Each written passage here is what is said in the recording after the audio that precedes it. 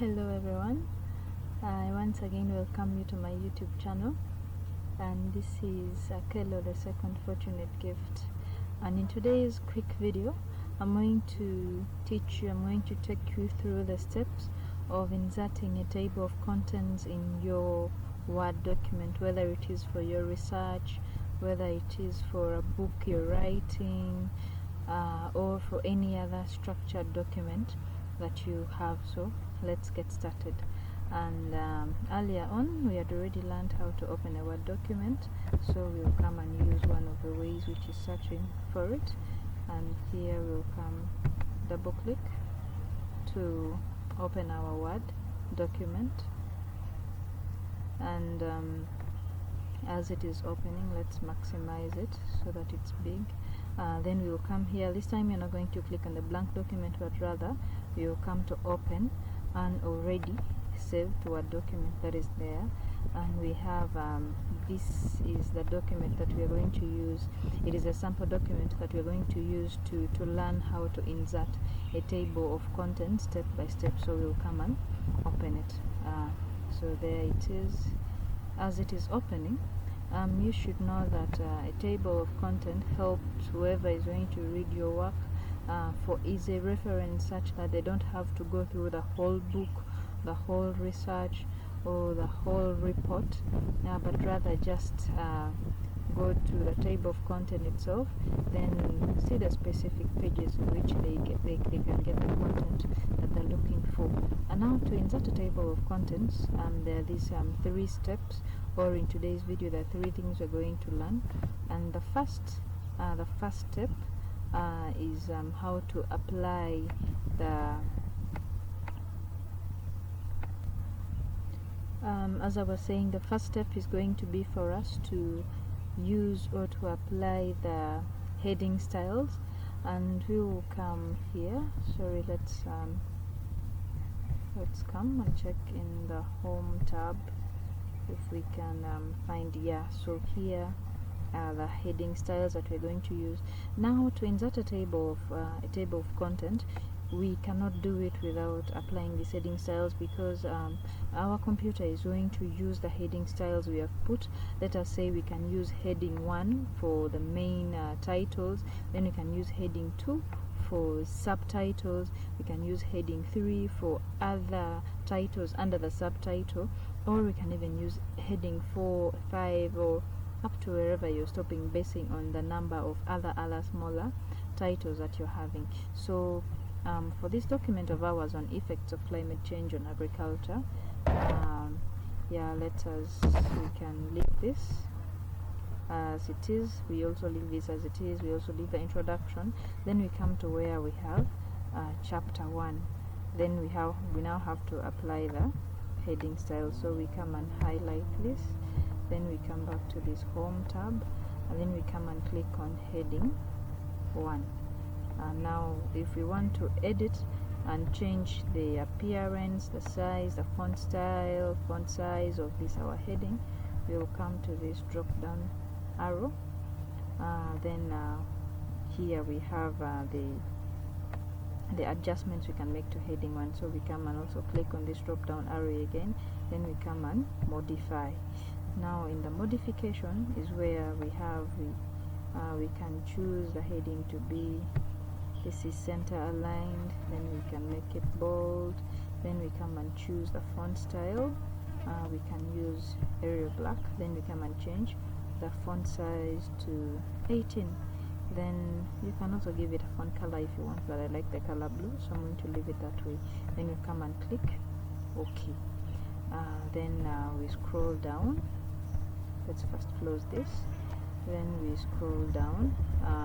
Under this we can have this as our heading 2. So we'll also come back here and do the same. So we'll click on heading 2, which is already there. We can still go and modify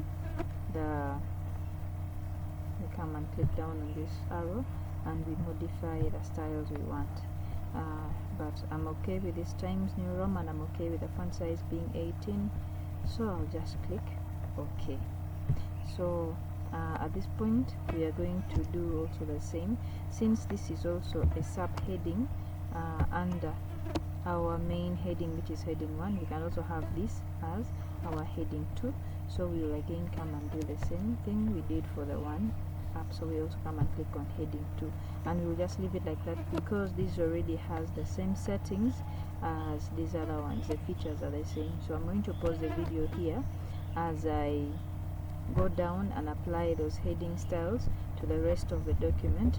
Then later on I'll come and now take you through how to insert the table of contents. So there, I'm now done using the different heading styles. So if we now look through the document, you will see that all the heading ones are appearing in the light blue font, and it's the bigger. All those ones I have used on them the heading style 1, and then the heading style 2 I have now used it for the, if you see them, these ones here, they are now the heading styles 2. I have used them for the other subtopics under the main topic, which is heading 1. Then now you come to references, then you come and tap on table of contents. Then there we shall now get to choose whether we want an automatic table of contents or we want to modify. But why should life be hard when there are already simple things? So we'll come and click on this automatic table of contents.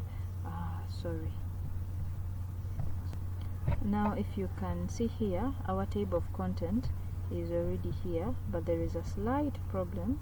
I forgot to tell you that for you to insert the table of contents, you needed a fresh page up, but nevertheless we can still come and correct it, and there are very many ways in which we can correct this. The first one is by undoing this action so that we can go back and redo it again. And for now we are going to use the keyboard shortcut of Ctrl Z, and in that keyboard shortcut we will see that we have undone the last action, that was the insertion of the table of contents. So we are now going to come and insert a fresh page at the top of this document. So we'll come here and go and insert a new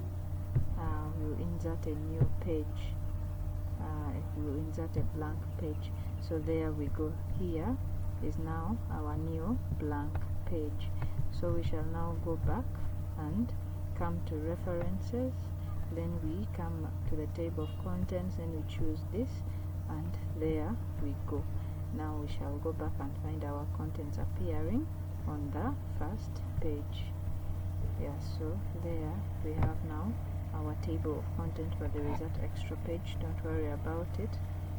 Now the third thing is, the first was to use the heading styles, the second is now to insert the table of contents, which we have successfully done, and the third is to modify your table of contents. Now assuming you found out some information that you had left out and you want to add it, you can now come and modify your table of contents. So let's see how to do it. Now let us say you wanted to add a chapter 6, because here we have our document ending in chapter 5, but adding another chapter is going to take us longer time. So let's just say we remove this. This is the whole of chapter 5. Is it going to affect our table of contents? Yes. So let's remove this chapter 5, and now we will have to come back to references. Then we are seeing this, there is updating the table of contents. So let's update our table of content and see if now in the new table of contents we will still be having chapter 5, and yet we have already removed it. So we come and click on update table of content. It's already been updated. So now let's go back up and see if chapter 5 is still appearing in our table of contents. Let's go and check. So here we are. If you can see here very well, we no longer have chapter 5. We are now on chapter 3 and chapter 4, and that is the end. So today in this video we have learned how to insert a table of contents, first by using the heading styles. Then we have also learned how to update your table of content in case you forgot something that you wanted to add in, or you had something that you wanted to remove. Thank you for watching, and once again I welcome you to my YouTube channel. Don't forget to like, to subscribe, and to follow for more. Thank you.